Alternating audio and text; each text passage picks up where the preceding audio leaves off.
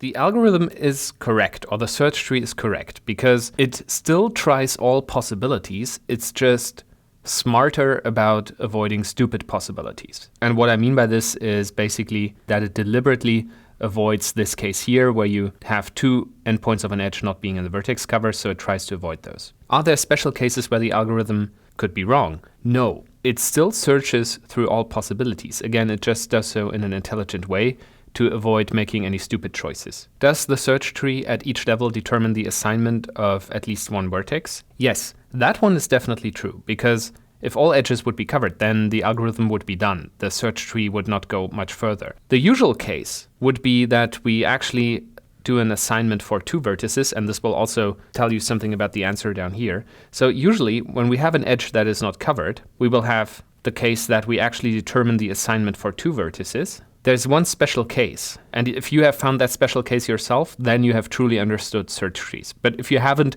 then just listen closely and don't worry too much about it. There might be the following case where you have an edge that is not yet covered, but you've already made the decision for one of the endpoints. The question is now what to do with this one here. But this is actually a case that is rather easy, because here we don't really have to make a choice anymore, because we know this edge must be covered. So whenever we decide for one vertex that it is not going to be part of the vertex cover, then we can put all of its neighbors into the vertex cover automatically. We do not need to make a choice here anymore. And this is why we can construct the search tree so that at each level we determine the assignment of at least two vertices. Now, just to make this very clear, let me show you this again here in this example. So let's go back one level.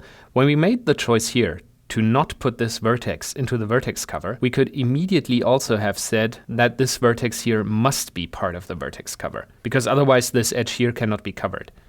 And we would already have been done. And the same thing up here. So if we decide that this vertex is not part of the vertex cover, then we immediately know that this vertex must come into the vertex cover, because otherwise this edge here would not be covered. And we also know, because of this edge here, that we have to put this vertex here into the vertex cover, so we are also done, having found a slightly larger solution. The only thing where we still need to make a decision is this part down here. There we can still go into three cases, either putting that one into the vertex cover, that one, or both. And this is of course something that an algorithm can do as well. So actually we get down to 5 assignments here, which already makes this search tree better than the one we started out with. But now comes the really cool part, because once we know that we can construct the search tree so that at each level we determine the assignment of at least two vertices, we can do a pretty cool worst case analysis of that search tree. So let me show you.